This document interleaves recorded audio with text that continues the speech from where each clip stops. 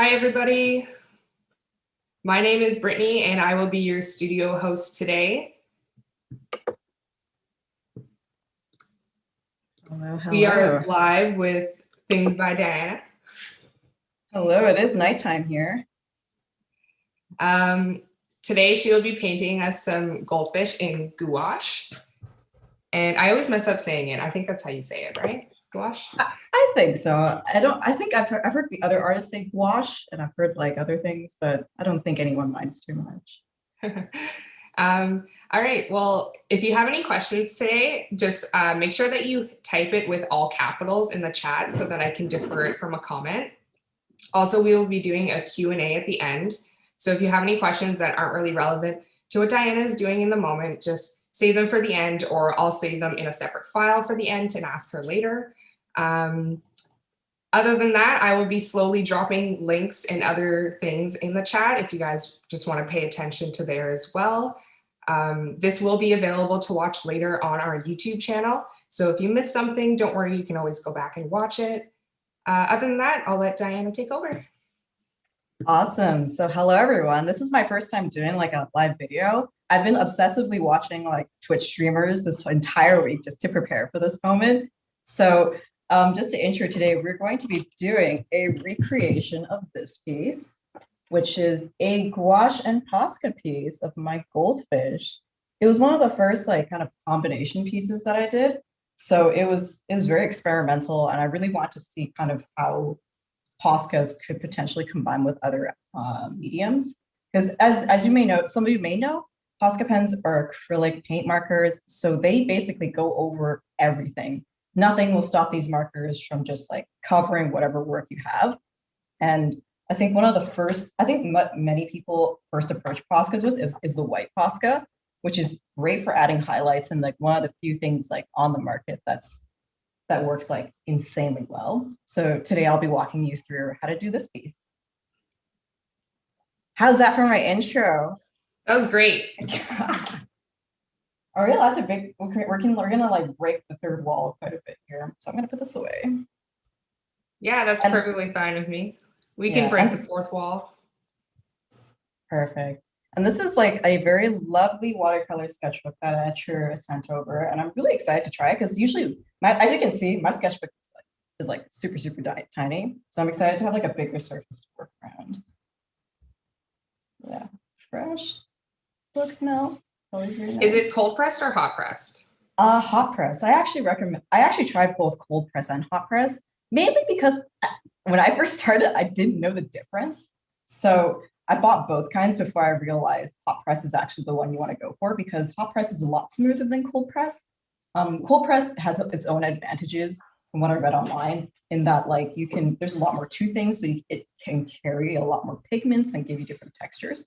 But for the use of Poscas, it's actually better to have a smoother surface, because if you have a toothy surface, Posca pens will sometimes catch on them, even if you're being super, super gentle and super, super careful. And that'll create like little tiny splatters on the paper, and that's not something that you want. Alrighty. So, all right, so I'm gonna have this over here. So usually the first thing I do is I look up a reference. So today, since I've already drawn this picture before, I'm going to look up some references of different goldfish. And I think some of the key elements of goldfish is that it's got this like really cute blobby body, and it's got some really elegant fins that help you like project direction and flow onto the creature. So how I like to do my goldfish is that I usually like putting in the flow first. So for a lot of these, you can see like it curves this, you're going straight, you're going straight. Straight is obviously like one of the easiest projections you can do, but sometimes I like doing like slightly curved ones, or ones that like kind of flower outwards. So are there is there any like particular preference for you guys, or what do you think, Brittany? I think like they're all pretty interesting. Do whatever you feel. Alrighty, I will do that. I feel like I always do it how I feel. It's just like when you go on Instagram, it's like, what do you feel like drawing? It's like, I don't know. I'll just do something what I feel like. It feels like a very like one-man team kind of sport. Oh, and so I've got a couple things prepared here. These two are some of the pearlescent watercolor swatches that is also from Etchr Labs, and we'll be mixing these in today. So it'll be a little bit different from what I have with my sketchbook. This is a bowl. I usually don't use a bowl. I usually use like this really like gnarly looking palette for mixing my paints. But for the sake of clarity, I'll be putting in my gouache paints into this little guy today. And I've got my water dish, and I've got my very pointy paintbrush. I'm also buying a Chinese brush. Yeah, I actually went to a mountain village to go to a hot spring when I'm in Taiwan, and this guy was actually making them live, and I couldn't resist, and I bought one, and it's actually been very, very handy. You obviously don't need a handmade mountain horsehair paintbrush. You can always use a synthetic one if you'd like. But the key thing that I like about this is that it can get to a very fine pointy tip, and it can carry a lot of pigment. So with gouache paints, I like having it very, very opaque sometimes. So I think this is like one of the better sizes for it, because if you go too small, it sometimes doesn't carry enough pigment, and you end up with something that's kind of like transparent in the middle and opaque on the sides if you apply it. So hopefully that makes sense. Yeah, for sure. What's nice about those brushes too that I find is that you can still get a very like small line with it, and then you can also get a very excuse me, fat line. Exactly. So I never start my sketches on my actual sketchbook, even though I have it nice and open. So I usually have like a very like super giga scrappy looking sketchbook that I use for my thumbnails. And these are some of the client thumbnails that I've done before. So you'll see that I usually do a really rough idea of what I am anticipating before I do a thing. So today I kind of want to do a goldfish that flows. I think I want to do kind of this butterfly shaped one over here. So I think I might do something that's circular, and then I want something that flowers out. And then I'll roughly reproduce that onto my sketch. Maybe I'll make some minor changes up here. Maybe I want to do like a. Do you mind drawing just a little bit darker? Oh yeah, sure. So usually I draw really light, and it's actually very beneficial because what I'm going to do today is I'm going to first do pencil, then I'm going to do Posca to create my outline, and I'm going to get rid of all these pencil marks so they don't show through by the time we get to our painting. Does this work? Sweet. Yeah, I can see that a lot better. Thank you. And we've drawn a radish. No. You can draw actually a radish shape works quite well. I think that most goldfish actually follow more of like a teardrop shape. I think it's more interesting to have like a teardrop shape instead of just a radish shape. But it's always interesting to see the shapes broken down. Yeah, for sure. Yeah, that, and I feel like I'm like a lazy artist. So I don't like sketching out the entire fish. I'm just like, I'm not going to keep this anyway. So I'm just going to keep it simple. And keep it the way I can understand it. So for each of these tails, I'm not drawing them anatomically correctly, but I did study like the anatomy of the goldfish beforehand. So I kind of know it looks roughly like this. So if I can push it to a certain like level of believability, then you'll still see it as a goldfish as opposed to something that's like totally alien. Like this goldfish, like you will never see a goldfish with like 3 alien fins and like a weird shaped tail, but it's still believable. Yeah, totally. Yeah, so for this goldfish, I'm going to do like a more flower shaped petal or a flowery kind of a petal tail. So it's going to look like this. And I do like, I really do think that for a lot of goldfish, the silhouette is actually really important too, because if you do things that are too cluttered, then no matter how much detail you add into it, I don't think the detail will like stand out as much. So you really want to make sure that your silhouettes are really nice, or you have like a high level of contrast in between. And in this case, I'm using almost the exact same tone for both my line work and my coloring. So if you're using black lines, knock yourself out. You can like, overlap all your details as much as you want. But if you're trying to go for like a more blended style like me, then you really, really want to make sure your silhouettes are strong. So I might try something like this. But this might be a little bit too stiff, so I could do something that's a little bit more asymmetrical. So I want to like establish kind of like the focal point for it. And this is the focal point for this goldfish that kind of sets where I want to put the rest of the details. So I want to put it here. So in this case, if I want to try something else, then I'll move it over like this. So this becomes over here. And maybe this one like flows off to the side. Maybe this one will do this. And so if I want to imply like a certain flow like this, then I want to make sure all the other elements kind of like work with it. So I wouldn't do two straight fins and like a curved fin, otherwise it would look funky. So for example, if I curve the entire body like this, I guess two straight fins would work too. But if you did like more curved fin, then it'll fit the action a little bit better.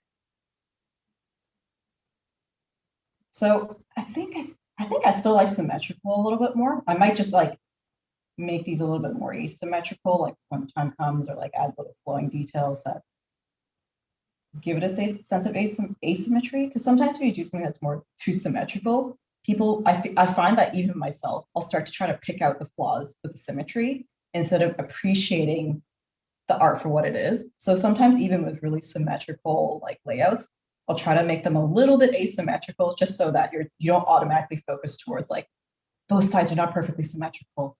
Therefore, this drawing is flawed, if that makes sense. Yeah, no, I totally get that. That's a really good tip for people because I also struggle with that. Yeah, I just really do like symmetrical layouts, but I have to like fight myself every single time for these kinds of things. Let me see. So for a lot of goldfish faces that I studied, there's a couple ones. There's like the really classic ranchu faces, which are big and blobby, and they're kind of goofy looking. So they have these like really big blobby heads. And I like to do them as like double chubby bodies like things. So that would be a ranchu head. I try to break down each goldfish into shapes because that's what they really are. I think most goldfish actually just have like a default goldfish head, and then they just have all these like crazy mutations that we've bred into them over the years that lend to all these different varieties. Then you kind of have the classic like pointy goldfish head, which I call this like the generic fish head.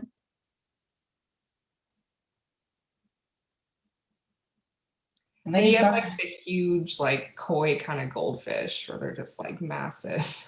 Yeah, there are so many varieties out there, and I think that like unless you're drawing someone's pet, you can just mix and match like whatever you like into them. Sometimes I even mix in like beta fish mutations because I really like their fantails. I really like how it looks. So you can mix in anything you want. And then there's the bobbly eyed ones. And I find that the bobbly eyes, their heads tend to be a little bit rounder and a little bit smaller so that their bobbles kind of stand out a little bit more. And then there's the poofy cheeked one, which is basically a normal goldfish, but I like shortening their heads so it doesn't look too jarring against, like, say, like a super pointy head. So I like to smooth out my heads and then just put out the thing here. And I know they're not, for most of my, I'll just call them puffy cheek goldfish. Most of my puffy cheek goldfish, I always like to put like a little puddle inside, even though I know that's not anatomically correct, but I think it adds like kind of a level of surrealism to them. It's just like, they don't have liquids in them, but sometimes it's just aesthetically pleasing. You're just like, oh, I love looking at just clear jars of like sparkly liquid in someone's cheeks. Now that I break it down, it just sounds really weird. Yeah, so I think today with this goldfish, I think like this flow looks really nice. So maybe I won't add in puffy cheeks because it might be just a little bit too much and it starts to look like a spaceship if I add the chips or if I add the cheeks like this. Unless you guys want a spaceship goldfish, I can do that too. So I think I'll stick with probably just a regular rounded goldfish head. And I'll stick it onto here.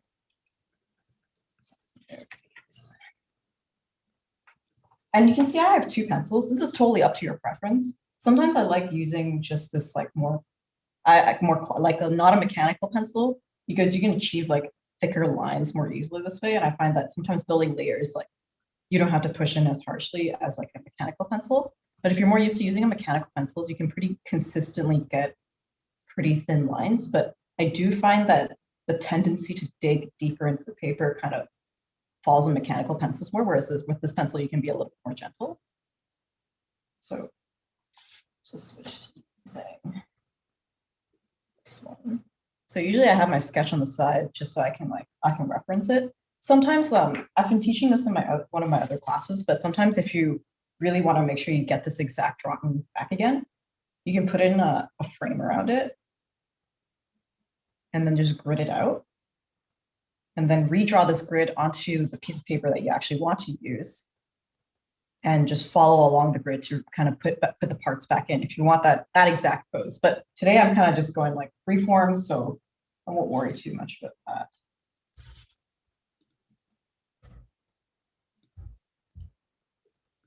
And if you catch me glancing over right at you, I can say I'm looking right at you, but I'm also looking at my Goldfish references that I have pulled up. So No worries.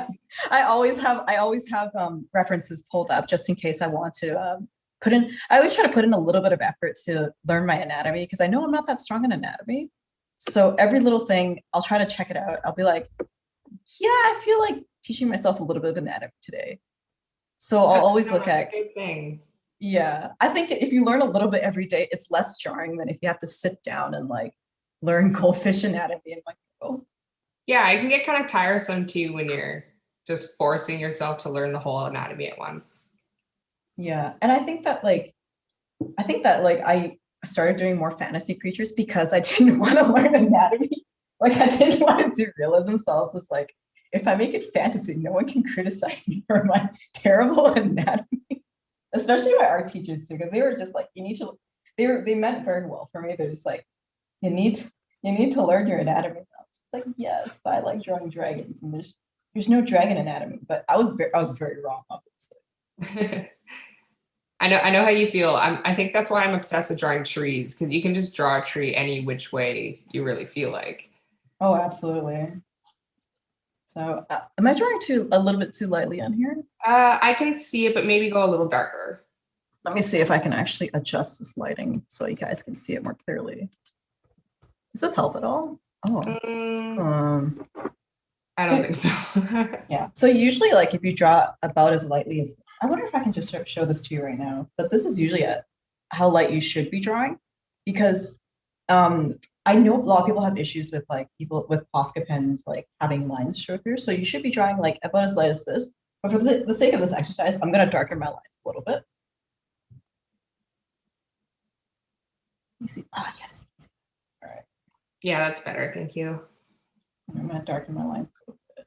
And this looks like a little bit different from what I had originally, because I'm trying to flesh out the goldfish a little bit more. So here you see I can section out my head. And how I try to section out the anatomy is I'm trying to imagine like the different bending points of the fish.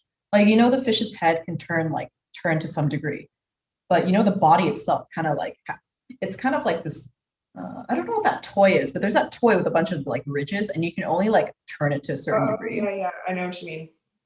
Yeah, so I'm imagining the body like that, but for most goldfish, they're not as like agile and slim. So I just kind of shorten that and I know about how much they can bend. So it's a little bit more believable. And then I know that the tail end is a little bit of a hinge, so that can bend way more than what would normally be allowed. So I've kind of put my goldfish a little bit on the side here to add that asymmetry. So I can put in my fins on either side of this to go a little bit differently.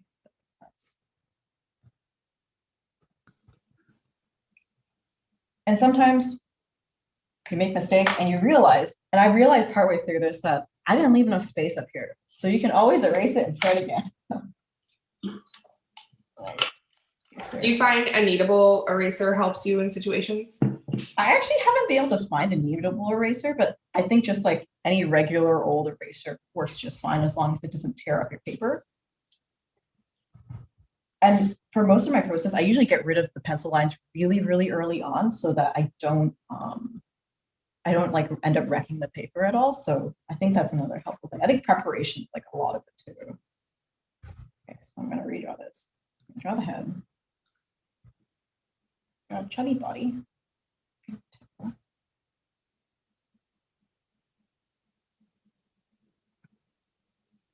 Oh, and yeah, just let me know if I'm not drawing dark enough.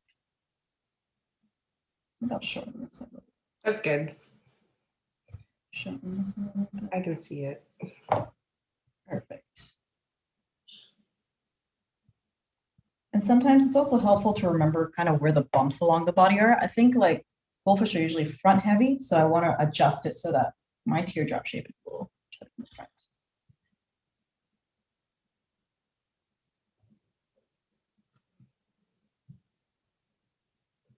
And sometimes I like to try setting the eyes early too, so you can kind of see where the creature is going. And I find that goldfish also kind of tend to have a pout. Some fish have like overlapping jaws. You know, the top goes over the bottom, but for goldfish, they kind of have like a big underbite. Yeah, so I like drawing them like a little sad mouth. It looks sad, but usually I add a little bit of smile, which doesn't exist in real life. I don't know if goldfish actually does that. A little cartoony approach.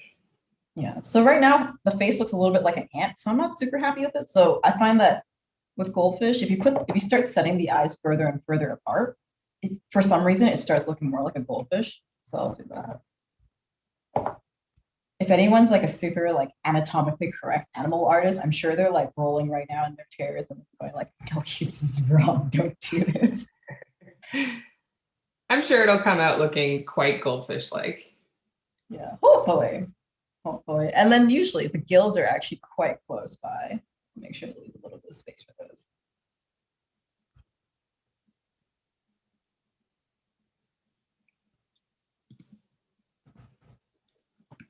And then make sure to clean up any kind of lines in between. So you get a better sense of kind of a true silhouette of it. And if at any point my face starts to like get all angry and stuff, it's because I'm focusing. It's not because I'm angry at the drawing. I get like that too. I've never seen myself draw, so I don't know like if I have like a resting angry face or if I have like a super like confused face as I go. So yeah. My focus face is a resting angry face, and people often ask me like, why are you so upset? I'm like, I'm just focused. Exactly. I like having a good time. I think in one of my I have a group chat with a couple of other artists and we show our true faces there and everyone's just kind of like a complete dork. Like you think we're so cool, like we're just like it's just like we're like making dumb looking things. And we realize that some of our like dumbest looking pieces are like the most successful. So we just have to channel that energy like all the time. That's amazing.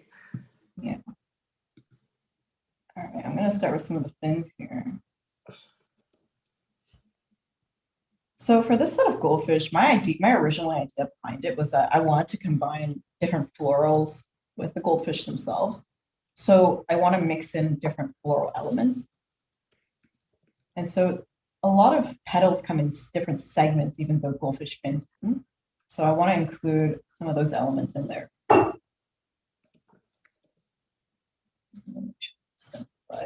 And you can add, I feel like sometimes you can add different weights to goldfish fins too. So for this one, this kind of fin that I really like doing, it's kind of outside heavy. There's also like, you can do a short, long middle one, a short one like this. And that one's more like center heavy. And then, or you can, I don't like doing this one a lot, but you can also do one that's like kind of long like this. This one I use them more for tails for the inside so that it's like heavier on the inside and lighter on the outside, if that makes sense. Or your main like directional lines along here. So these are the 3 types of goldfish like fins that you can do. I can zoom it over here if you can't see. Oh, I can see it. Yeah. Perfect. I'll leave this on the side. So I tried one that was kind of like middle heavy and I didn't really like it. So I'm going to stick with a heavy outside fin. And I like to treat fins also as they're kind of like almost like curtain-like, so they tend to like fold towards a point like here. I can see my shadow. Yeah, they tend to fold over here. So I like to put in some folds here, but ultimately I know that these folds will center along right here where this joint is. And there are a bajillion ways to do folds. I do recommend looking up a guide on how to do basic like clothing folds because you never know when these are applicable. And I find that learning the basics of like shading and lighting is really helpful too. I'm going to do this. So I know that this fin will start around here. So some of it's going to be cut off. So this will be slightly smaller.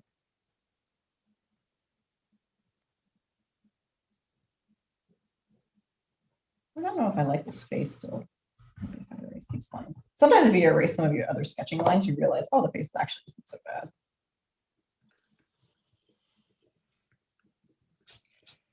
We just got a comment saying that your drawing look a lot like Pokemon. Oh yeah, yeah. I love Pokemon, and I had a bunch of friends in elementary school, and we used to make our own like kind of like tabletop games. But we would have like our own set of like creatures that we would draw out, and we would do like battles on paper. And as they battled, they would like get EXP and like evolve. And I really really enjoyed that. I grew up with both Digimon and Pokemon, so it's just like monsters Yeah, same galore. here. I was like pretty hardcore into Digimon. Yeah. I think like throughout my entire artist life, I was always like very weak with anatomy. So I never like really focused on like styles that would like punish me very harshly for like poor anatomy. So I always tended to do like more slightly more cartoony, even though in my heart, I always wanted to be that super cool person who could just whip out hands like it was nothing and like slap them on paper and be like, it's easy, guys, just practice. I always wanted to be like that, but that's just my inner speaking. Yeah, I think up until like a month ago, I just started to get brave enough to not hide hands in pockets and stuff. That's so funny. I was actually joking with another artist on Twitch the other day, and like it's gotten to the point where like she draws characters that straight up don't have arms. So I was just like, this is next level hand hiding. Just like don't draw the arms. Oh man. Yeah. So you can see me like making like little adjustments along the way from the original design. Like for the original design, it was kind of like more curved inwards. Tail's more curved inwards, but I kind of want to see what like a splayed out tail looks like. So I might try out some like splayed out tails, but this looks kind of like a goofy anemone, so maybe I don't do that. I might actually turn this into a little flower. I like drawing cherry blossom flowers that I like having because I really enjoy seeing like the little cluster of like I don't know what they're called. I think they're called like the little pollen stems, the little stem things in the middle. But I like making them like little clusters of like almost pearls. I have this obsession with kind of like things that look like candy. So I like seeing it like on things a lot. Anything that reminds me of candy just makes me happy.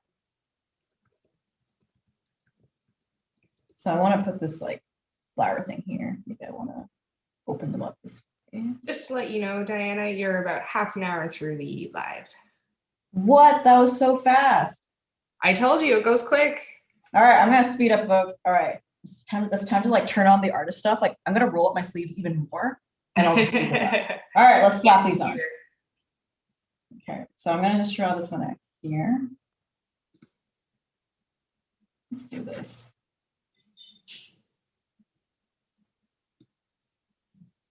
Part one. Can you still see this sketch, by the way, even if I'm doing this? Yep. Perfect. All right, it's getting a little light, but it's okay. All right, gotcha. So what I like usually doing is I like picking the lightest color possible, but since we're doing like our lines a little bit darker, I'm just gonna do this. So what I'm gonna do is sometimes if I get lost, I reference my own drawings too, which is kind of cheating, but it works out. I just forget how to do things. So for the eyes, I'm just like, oh yeah, I did eyes this way. Sometimes for the eyes, I like leaving kind of a blank space in between because having like super heavy lines towards the eyes, like I like leaving myself some space to make mistakes. So in case I need to adjust these lines afterwards, I can always fix them later. And as you can tell, this Posca is on its last legs, but I really like using this color. So we're gonna do that. You do not need to worry too much about this level because chances are most of these lines are going to get covered up again. And for my scrap paper, sometimes if it's not really like, if it's not doing the thing I want to do, I'll just give a few pumps on the side. I'll scrape it off in case anything gets stuck. And then I'll do this.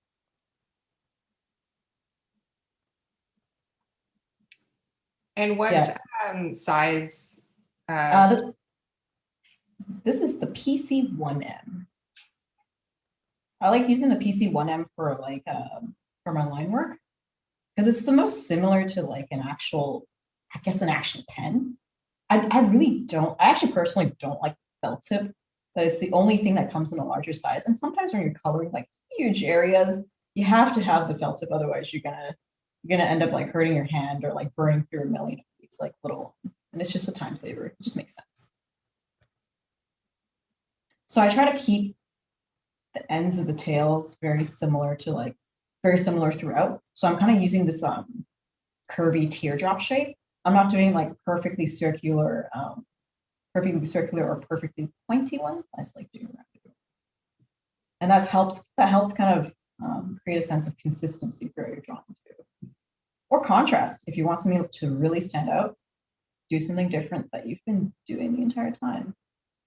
So at this point, I usually like wait for the Poscas to dry. But since we need to speed through this, I have my handy dandy hairdryer. I'm gonna quickly mute myself so I don't. Oh kill no, the don't worry about videos. it. Zoom is really smart and it like cuts out the noise and you can still talk over it. Like, All right. it'll pick up your Okay. voice, but not that. I hope y'all are ready. You can see my face here. So I keep it on a warm heat, but if you find that if you're in a hurry or for whatever reason, you can turn it up on the high warm. But I wouldn't recommend keeping it too high because having too much sheet on your paper will inevitably warp it, and it might ruin your drawing, especially if it's very.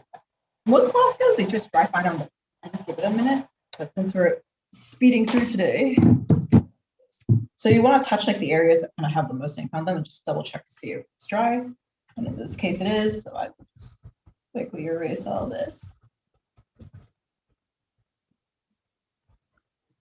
I just dropped a link in the chat for Diana's mini workshop coming up with us. It's an hour and a half long.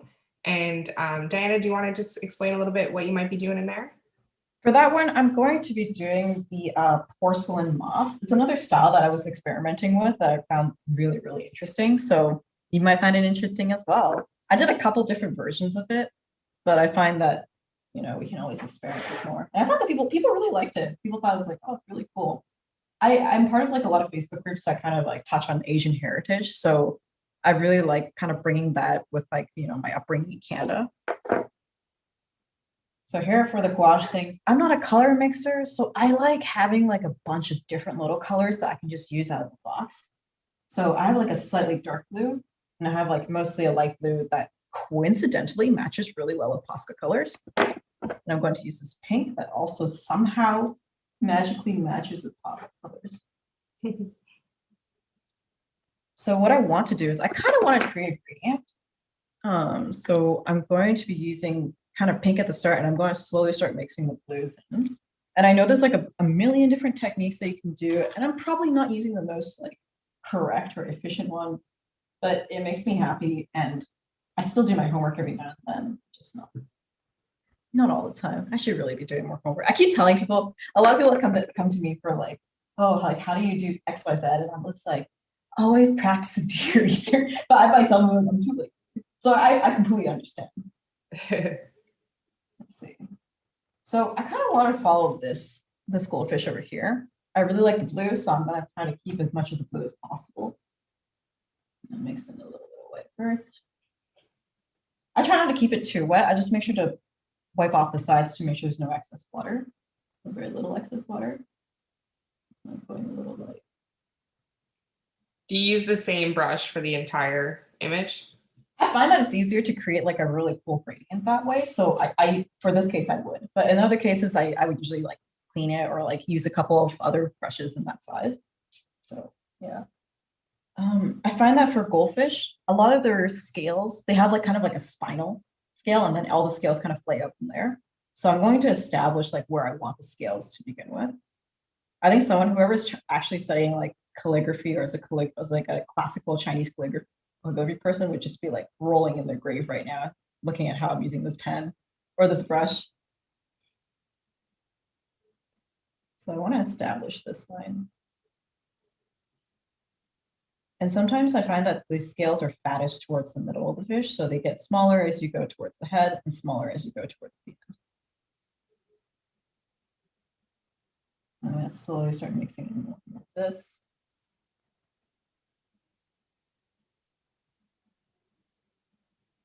And I find that with a lot of these drawings, if you leave in a little bit more white than you usually would, it looks pretty cool.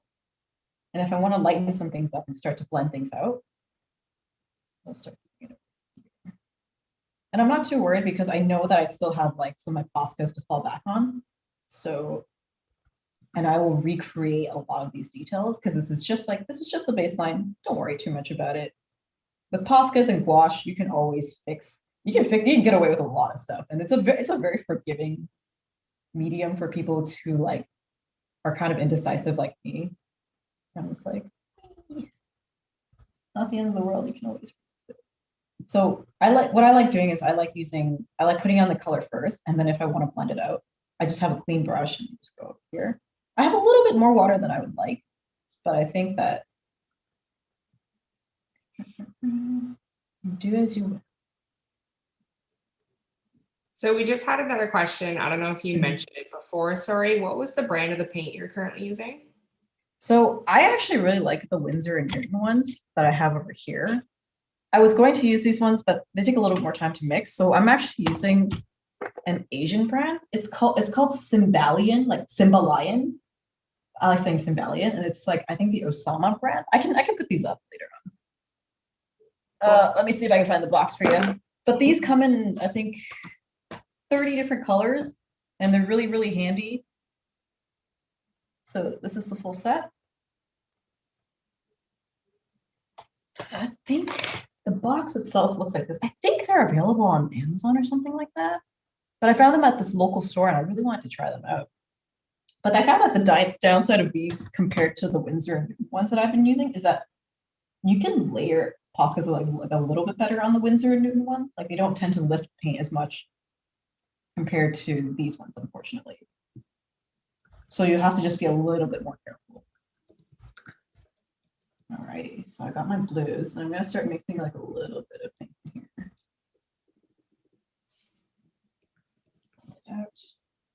And then the pearlescent ones are the Etchr brand ones, right? Yes, yes, they are.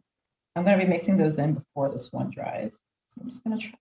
I always try to make sure that I'm trying to use my lines to create like a sense of shape. So I'm gonna try to like curve these in to create that kind of like chubby goldfish body. And sometimes I find that dabbing like the dark, if you find that your color isn't blending in as much as if you want it back to the original color, I just like dab in a little bit of the original color up here.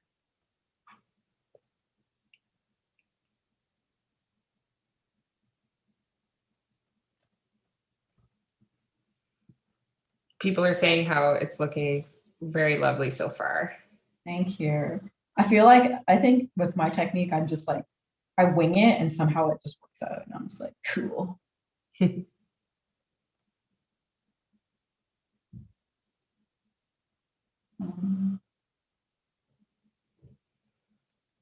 sometimes just want to blend it out here. Because sometimes having something that looks too uniform.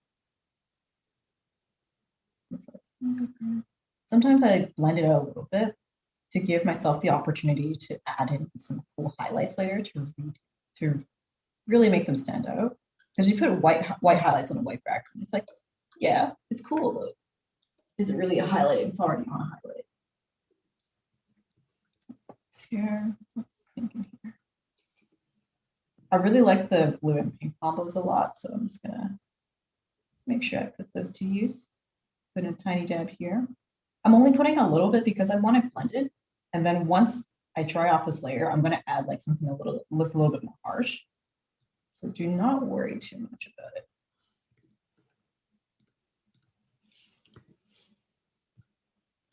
And then for the head, color it in. I don't want a white head, so I just want to fill it in with a little bit of pink. So I think for pieces that have two colors like this, every time you put in blue, you can use, I have it in my mind to use pink to add contrast. And every time you have pink areas, then you give yourself the opportunity to use blue to add different highlights. So just putting in the tips over here. And you want to do this when it's all still wet, so you don't create like too harsh of a line. I'm going to fill in some of the white gaps I have here. And you may notice that like I want to start with the areas where I want to add the most pigment, and then very conveniently, by the time I'm done all this, it ends up being nothing but kind of water left on my brush, and I can use that to my advantage to create more subtle areas over here.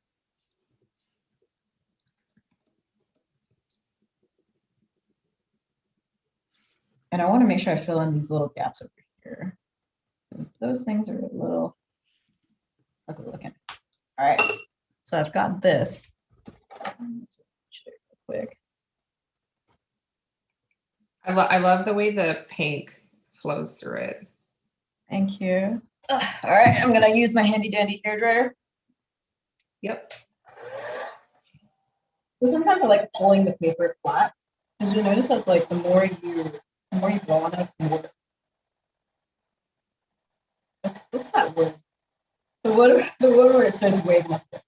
You can always flatten it later on, but I think for the sake of the painting, you want the paper to be flat. Oh no. So I want to go at it from different angles so it doesn't just like blow the paint in one direction. I've had like an incident where like I had a very messy blob of paint. I ended up blowing the entire blob just like across the entire painting. And I was like, oh, yeah, I'm gonna roll it. Sometimes you can make it work. Sometimes you can't. Yeah, sometimes it's and I'm also trying to like blow out. So I actually blow like a little bit of the paint on the correction pencil like faster that. I try to let it dry as naturally as possible because as you can see here, like this particular blob, this Pearlescent part is really sunken. So it's starting to like show that in the watercolor itself. And we're gonna pretend today that it's completely intentional. So, and since like this one little part is just being kind of stubborn, I'm just gonna grab some tissue paper and I'm also gonna grab my fallen paper somewhere. Second. You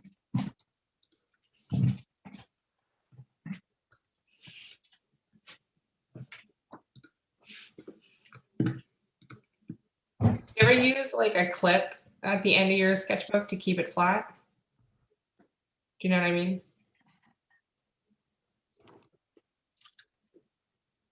Ready. Oh, you didn't have your headphones on. My bad. Oh yeah. Oh, sorry. Could you repeat that then? Yeah. Do you ever use a clip at the end of your sketchbook in order to keep it flat? I used to, and I found that it just like it got me like I think I used a clip for this one. And you can see it kind of like ate into the paper a little bit. I used to, but I found that like for a lot of these smaller sketchbooks, the day before I'll flatten it. Like I'll stack a whole bunch of books onto it and it'll lay flat for me really nicely, especially if they're on the ends of the paper. I've seen people do like what is it like watercolor paper stretching and everything, and I'm just like my tiny little brain cannot comprehend this level of complexity. I do that sometimes. It's not that hard. Like I don't know if I'm doing it correctly, but I just take my paper and I wet it a bit, kind of on both sides, and then I'll put it on a board and I'll tape it down to make sure it stays nice and flat, and then I'll let it dry, and then I'll start working on it. Honestly, that doesn't sound too bad. Maybe I'm just like being a baby about it. I could also not be doing it fully correctly either, but yeah, that's how I do it and it works. You know what? We just do what works. I think I don't know if there's any like dire consequences to us like not doing it correctly. Yeah, as long as it works, right? Like I think that's the kind of beauty of not always going to art school, is that you just find what works for you and go with it. Exactly. I would have loved to go to art school, but I think that like when I was when I was first starting out, it just didn't feel like an option to me. It was just like, this is impossible. And now I'm just like, it's totally possible. It's really cool. So what I'm doing here is I've taken like a darker shade of that blue and I mixed it with the original blue to slowly start creating these like lovely little details.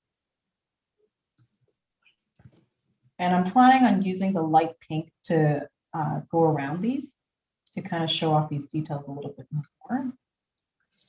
And you can see we're just covering up our happy little mistake here. It actually ends up letting these petals show a little bit better against the white. So it's all good.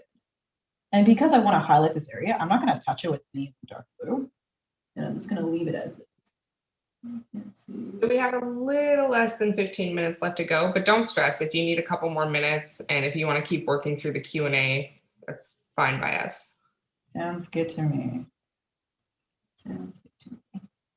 I think we'll make it. I think that the hairdryer usually helps a lot. So we got a question about the Etchr metallic watercolor. It's not part of the 24 pan set. It's a separate pan set, correct? Yeah, I have it on the side here. If you can't see it on our website, that may be because Diana got an early release special. I think I saw it in the brochure, but I didn't see it on the website. So it looks kind of like this. It's very cool. I quite like it. I tried it out earlier in another drawing. Actually, you know what? Now that you mention it, it's a good idea to bring out this pearl. I found that this pearl mixes really well with some blues. I'm just gonna, I'm gonna clean this later. Don't worry about it. But I find that with pearlescence, you need to like really dig into it to get all the little pigments. Normally, I would do this with a clean brush, but I'm always afraid to use like my favorite brushes for glittery paint because I just find I can never get the glitter out. oh yeah, I had some incidents where like I was doing something very glittery the day before, and then I cleaned it. I swear I cleaned it, and they would still come out as glittery like the day after, and I'm just like, well, we're doing glitter for the rest of the week then, folks. Put more of this purple in. And the other thing about mixing these colors, you want to make sure you try to pick like, if you're going with a cool blue, try to mix it with a cool red. So you still see some of the glitter in here. I think it'll be more obvious later on once everything's dried.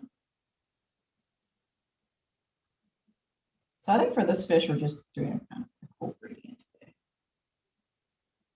A little less flower-like, but I think it's.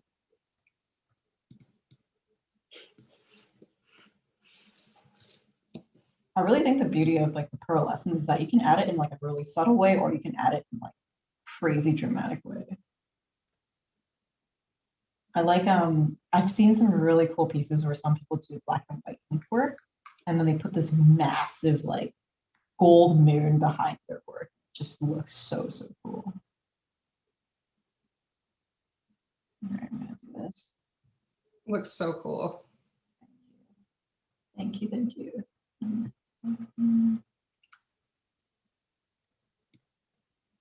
And if I'm you're mixing. enjoying, oh, sorry. Go on. I was gonna say I'm mixing this white in there, not because I also want the lighter tone, but adding back in that white paint makes it more opaque. So you get like more opaque details inside than if you just mixed it into like a lighter color with just purely white. But please continue. Sorry, I was just gonna make a little ad for your podcast that you did with us. Oh yeah. You know, I'm still scared to watch it. I still haven't watched it myself. Oh man. My friends tell me it's okay. Great. Thank you. If you missed the beginning of this little tutorial, don't worry, it'll be up on our YouTube channel so you can watch it again later. Yay. It's really early for people back home, I think. Super duper early. I'm still carrying a little bit of that pearl, so hopefully, I hope that it shows through here. Add in a little bit of pink. This is going to be one of the last layers of like paint I'm going to add. So I want to make sure I get all the dark parts I want that Poscas don't have. One of the reasons why I actually picked up gouache was that I realized one of Posca's like greatest limitations is that the color palette isn't like too varied. So unless you like have that exact color, you're probably not going to be able to achieve it otherwise. So I found that gouache was a good, happy little medium that I can mix with Poscas to get more colors in, or colors that match with Posca. That's a good tip. And you can also mix watercolors, but the only downside is that once you put that acrylic paint back onto watercolors, it kind of what's that word? It triggers the paint a lot faster than it would gouache. Like gouache has a little bit of resistance to the water once it dries. So you won't necessarily like scratch off your like previous layers, whereas like watercolor is a little bit more delicate. I think acrylic paints handle Poscas like really well. So you can also, I've seen a lot of people combine it with acrylic. Is this a water-based gouache? Yeah, yes it is. So you have to be super careful with like not reactivating. Have you ever worked with the acrylic ones?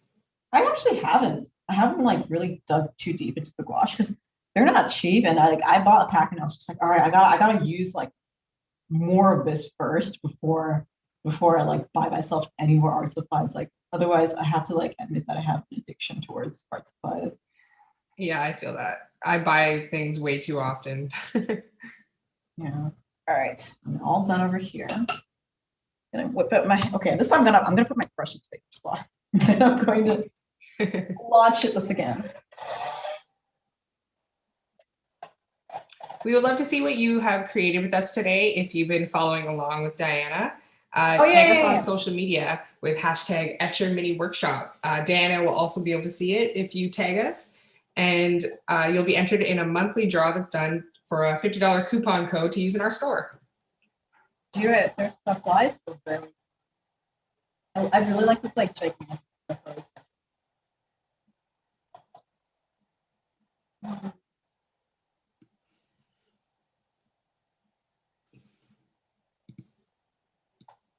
So I'm trying to like do circular motion so it doesn't like particularly dry out one part of the paper too much. I'm always like half afraid that I'm gonna set this thing on fire, but I know it's probably not gonna happen.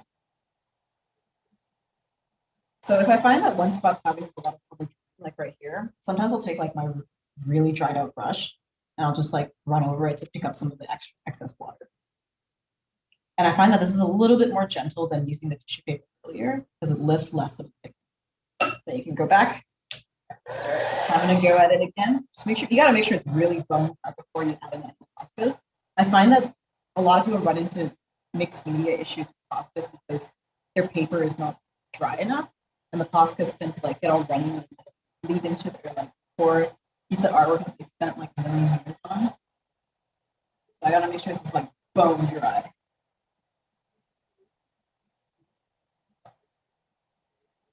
And if you really want to tell if it's dry, put your finger into it. And if you're not scared to like press deeply into it, that means it's dry enough. Okay, so how I like doing my line work is that I like redoing the original line I had first. That base color. Oh, this is a brand new Posca.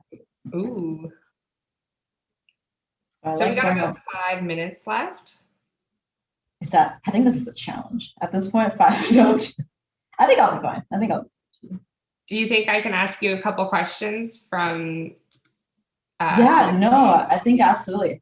Hit me up with those questions. Okay. How did you decide on the colors for these?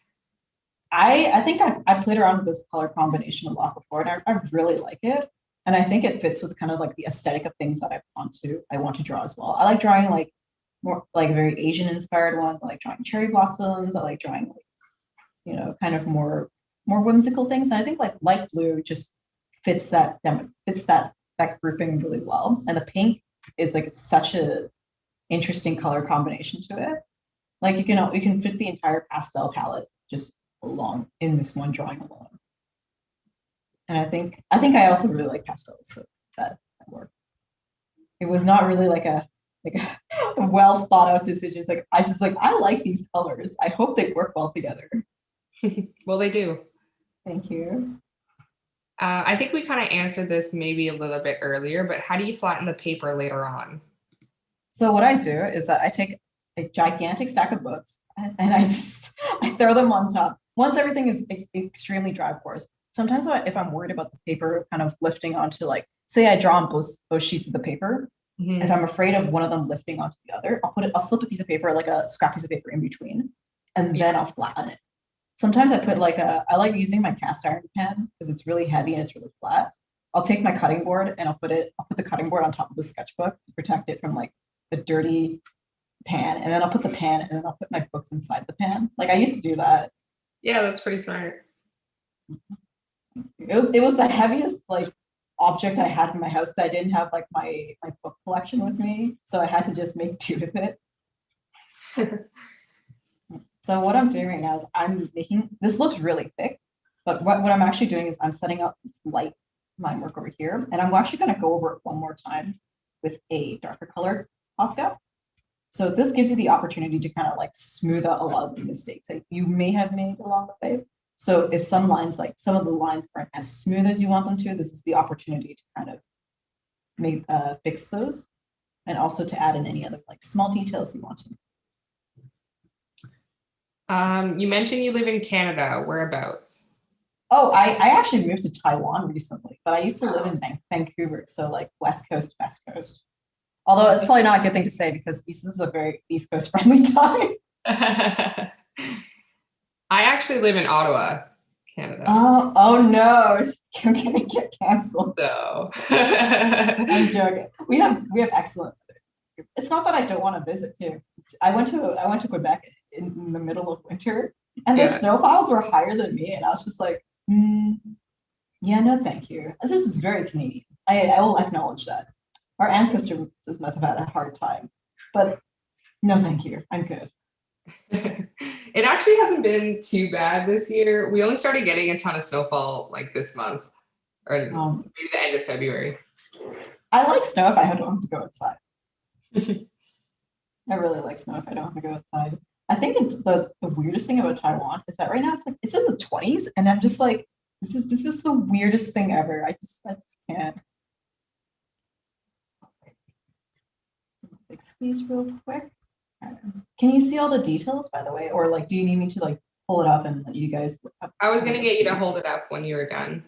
Okay, done the rough outline. So I've roughly outlined some of the details here, and I've added in kind of like little extra fins that I want to include. Cute.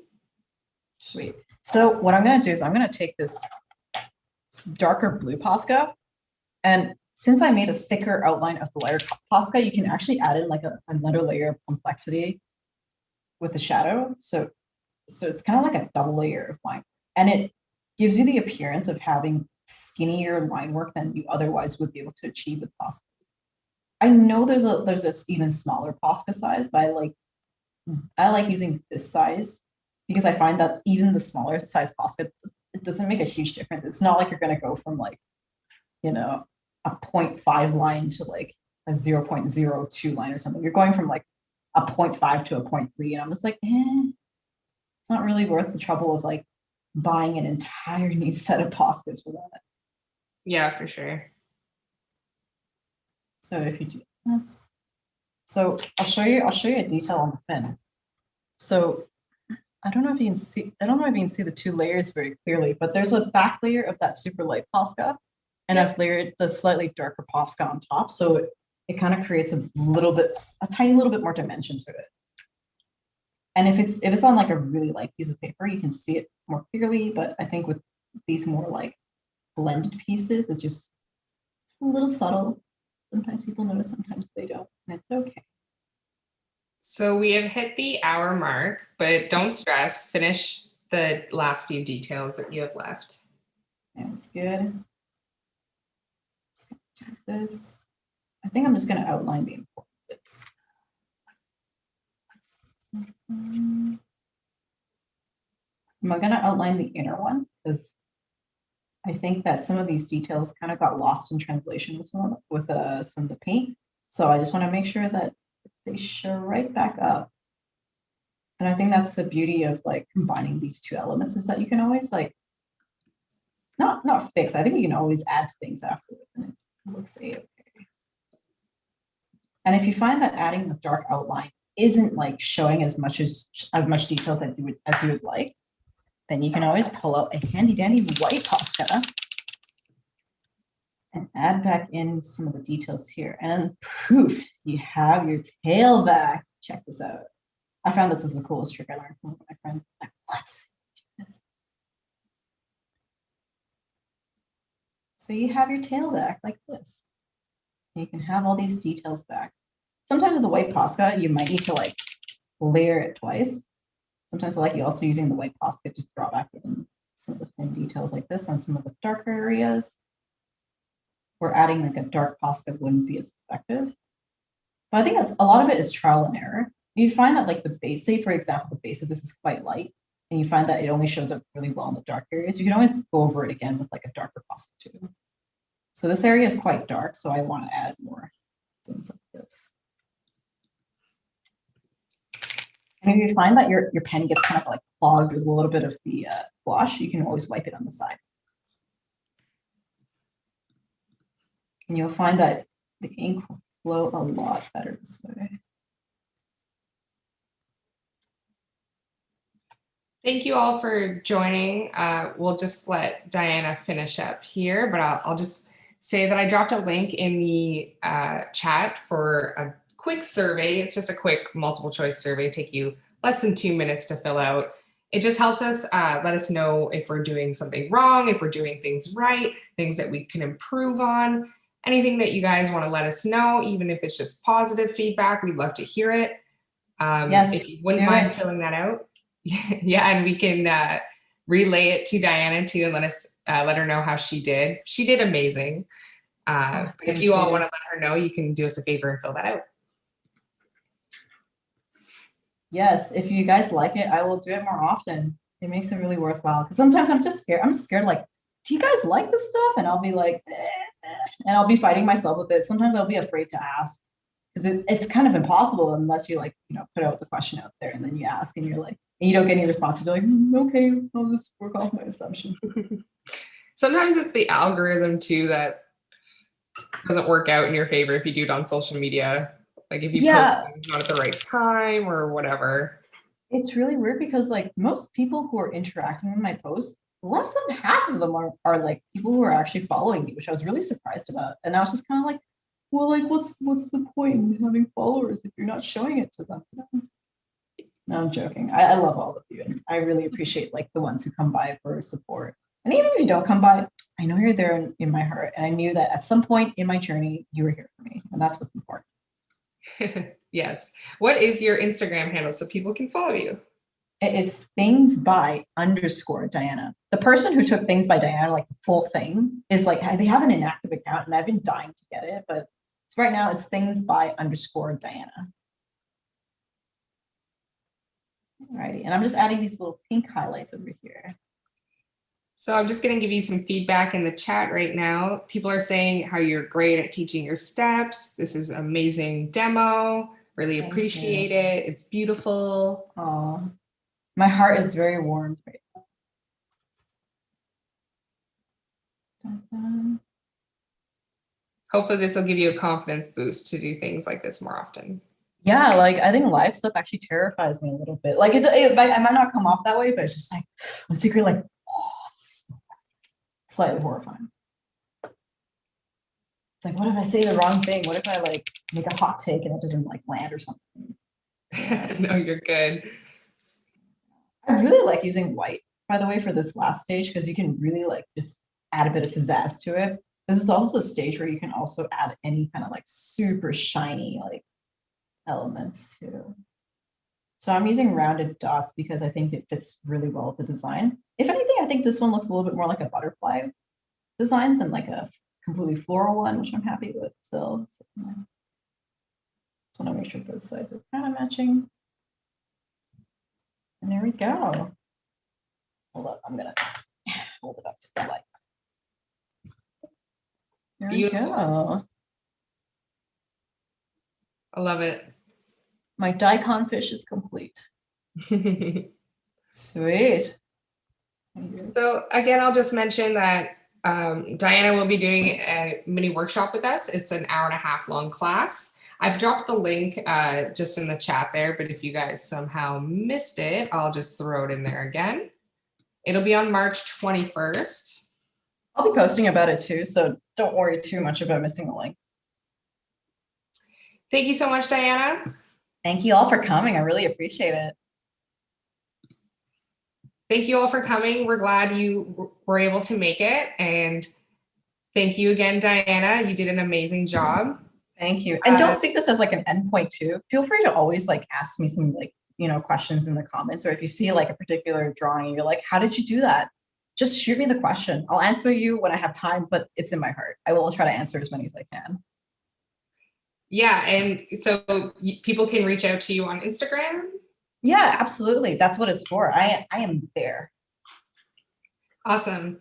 Well, again, thank you all for joining us. My name is Brittany, and I was the studio host from Etchr today. And thank you again, Diana. Everyone go follow her on her Instagram, thingsby_Diana, and check out her upcoming workshop with us. Yeah, do it. I'm trying to sit in the center of this, but it's kind of off center, so I'm just gonna move over here. Do it, people. I'm excited to see all of you. All right. Well, with that being said, I'm going to end the stream now. Bye, everybody. Have a great day. Stay safe. Bye. Sorry, we should dance to the outro.